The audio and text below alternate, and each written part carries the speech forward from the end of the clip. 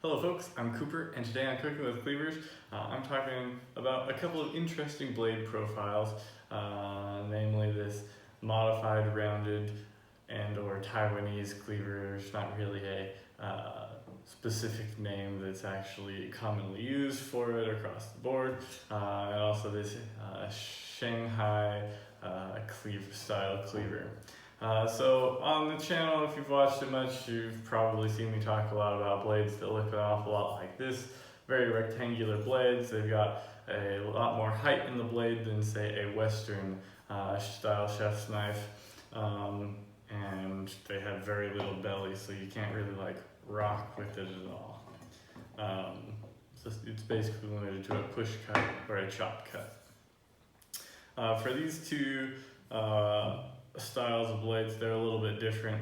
We'll focus first on this Shanghai Cleaver. So this particular cleaver is made in Taiwan by the Taipei Westgate Knife King company. It's called Taipei Shimen Cai Dao Wong.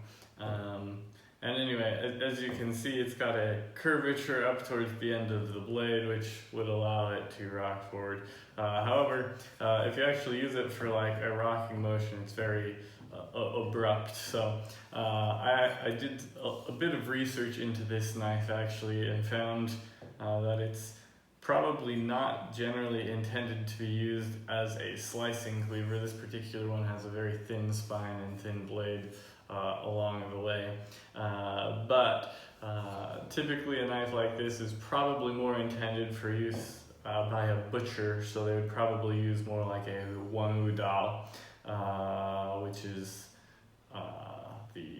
like a multi-purpose or a dual-purpose cleaver. Just typically speaking, you'd have a thicker spine and maintain a thicker blade along the entirety of the choil.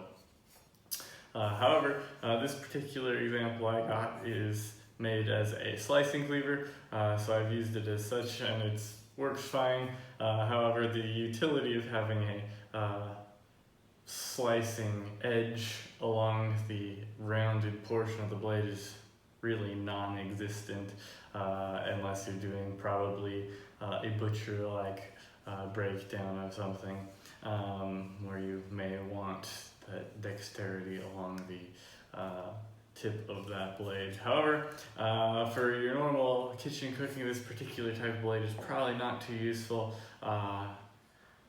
In my normal rock chop and push cutting, it has a little bit more belly than is desirable for your push cuts.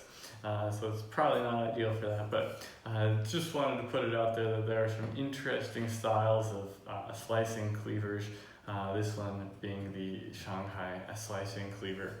You can get these online, just look up Shanghai Cleaver, Shanghai Chinese Cleaver, Shanghai Chinese knife, that sort of thing. Actually, you probably have to put the cleaver in the modifier, and you can find these on some like kitchen supply websites, that sort of thing. At least that's what I found. I'll try to put a link down in the bottom. Probably not the most useful knife out there. If you're going for a single knife to fix them all, you get a more typical Chinese slicing cleaver, and you'll probably be best served by that. But just an interesting example of another type of Chinese slicing cleaver. This other one I have here, this one's made by Maestro Wu in Jinmen. So this is a bombshell cleaver. They use the bombshells from World War II and also the communist Chinese bombardment of the Jinmen Islands, or Kinmen as it's spelled when it's anglicized, translated English, whatever the proper word is. Anyway, a Jinmen knife, as you can see here, it has a tall blade, which is similar to Chinese slicing cleaver, and after that, it kind of changes drastically because it's all belly and leads up to a point. So this type of knife is referred to by some as a rounded cleaver or a modified cleaver.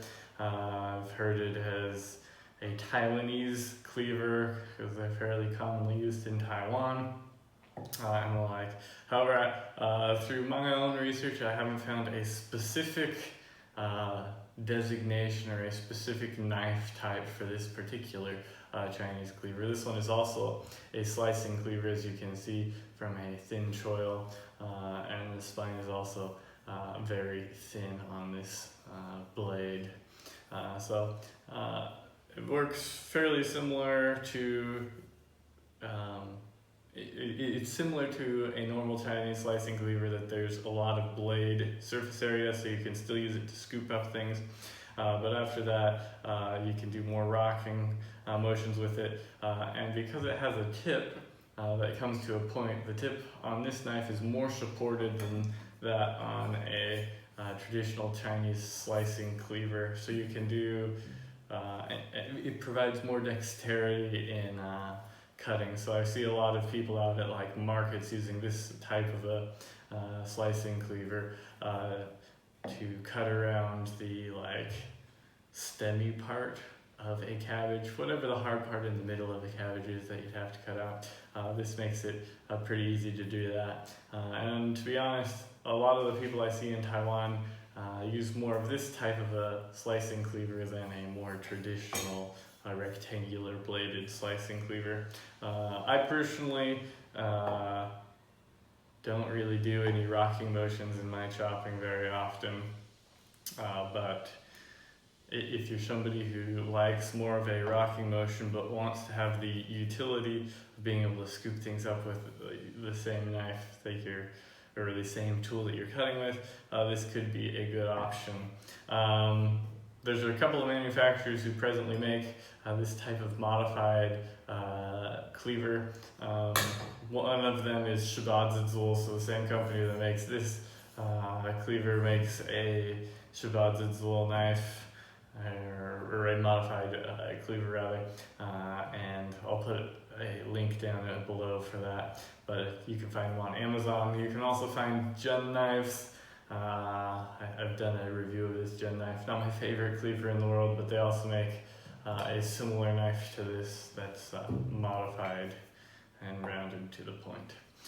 So thank you for watching today's quick episode on Chinese slicing cleavers, primarily on these two types of modified or different types of slicing cleavers, with our Shanghai slicing cleaver and our Taiwanese or rounded slicing cleaver. Yeah, thank you for watching this episode, and if you're interested in learning more about these types of slicing cleavers or different types of interesting slicing cleavers, please subscribe to this channel and hit the notification bell so you know when I upload new videos. And if you're interested in learning more about some specific knife or anything like that, or have any questions for me, please put any questions, comments, whatever down in the comment section, and we'll get back to you with either a comment or make a video to answer your questions. So thank you all for your support. If you like this video, hit that like, and if you want to share it with friends, family, whoever, feel free to share. Thank you very much.